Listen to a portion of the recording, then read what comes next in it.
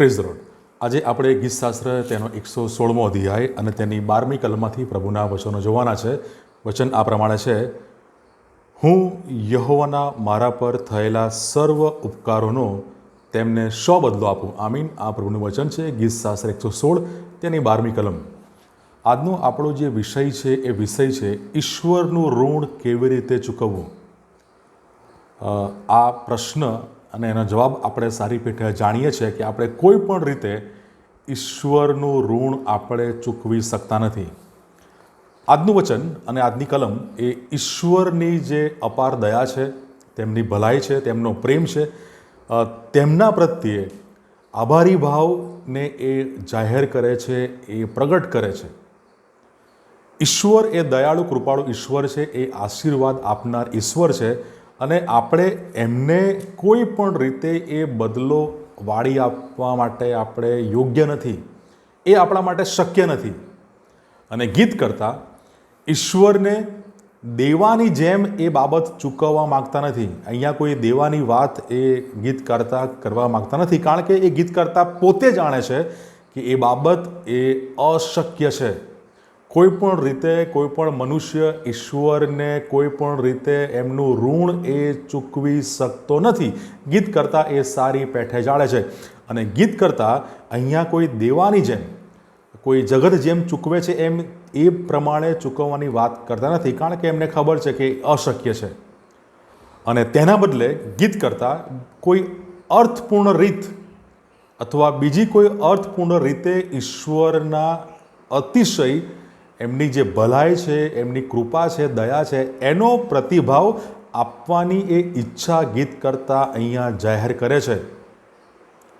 શા માટે આપણે ઈશ્વરનું ઋણ અથવા ઈશ્વરની ભલાઈનો બદલો આપણે કોઈ પણ રીતે વાળી શકવાને માટે આપણે સમર્થ નથી? શા માટે આપણે એ ઋણ, એ બદલો આપણે ચૂકવી શકતા નથી? આ પ્રશ્ન આપણને થાય, શા માટે?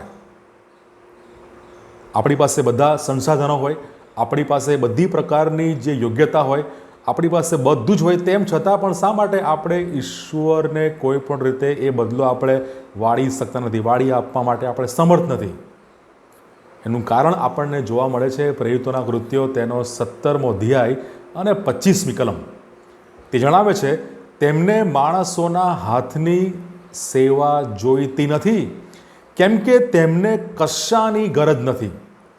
શા માટે આપણે ઈશ્વરનું ઋણ ચૂકવી શકતા નથી, અથવા આપણે શા માટે આપણે ઈશ્વરની ભલાઈનો બદલો આપણે વાળી આપી શકતા નથી? એનું કારણ છે, કારણ કે ઈશ્વરને માણસોના હાથની સેવા જોઈતી નથી અને ઈશ્વરને કશાની ગરજ નથી। આમ આપણું કોઈ પણ કાર્ય, આપણી કોઈ પણ સેવા અથવા આપણી કોઈ પણ બાબત અથવા વસ્તુ એ દરેક ઈશ્વરની ચૂકવણીને માટે એ સમર્થ નથી। તો શું કરવું?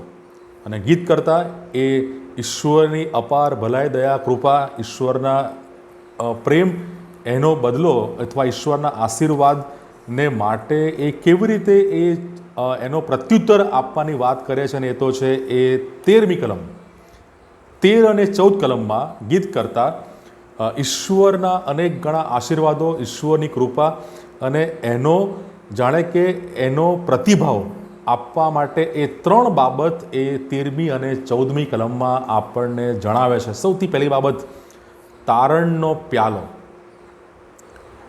ઈશ્વરની સમક્ષ કે ગીત કરતાં 13મી કલમમાં કહે છે, હું તારણનો પ્યાલો લઈને, ગીત કરતાં અહીંયા તારણનો પ્યાલો ઉચકવાની વાત કરે છે, તારણનો પ્યાલો લઈને ઈશ્વરની સમક્ષ જવાની એ વાત કરે છે। તારણ, ઉદ્ધાર, મુક્તિ, અને આ બધી બાબત એમાં ગીત કરતાનો કોઈ પણ પ્રકારનો એમાં જાણે કે પાર્ટ નથી, એમાં કોઈ પણ પ્રકારનો ગીત કરતાનો એમાં કોઈ ભાગ નથી। તારણ, ઉદ્ધાર, મુક્તિ એ તો એકમાત્ર ઈશ્વર તરફથી હોય છે।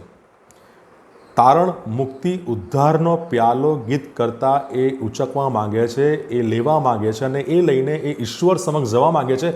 પણ આ તારણનો પ્યાલો, એમાં જે તારણ છે એ પ્યાલામાં એ ભરશે કોણ? એકમાત્ર ઈશ્વર। ગીત કરતાં પહેલું કામ અથવા પહેલી બાબત એ કરવા માંગે છે કે તારણનો પ્યાલો એ ઉચકવા માંગે છે, એ લેવા માંગે છે અને એ લઈને ઈશ્વરની સમક્ષ જવા માંગે છે। અને બીજી બાબત, એ તારણનો પ્યાલો લઈને એ ઈશ્વરના નામને, યહોવાના નામને એ વિનંતી કરવા માગે છે, એ આજીજી કાલાવાલા કરવા માગે છે. અહીંયા ગીત કરતા કોઈ પણ રીતે પોતાની બડાઈ હાંકવાનો પ્રયત્ન કરતો નથી, પણ ગીત કરતા એ તારણનો પ્યાલો લઈને ઈશ્વરની આગળ, ઈશ્વરના નામને એ વિનંતી કરવા માગે છે. અને ત્રીજી બાબત કે જે માનતાઓ યહોવાની આગળ, ઈશ્વરની આગળ લીધી છે એ બધી તેમના સમક્ષ, સર્વ લોકોની સમક્ષ એ પૂરી કરવા માગે છે. ઈશ્વરની કશાને જરૂર નથી.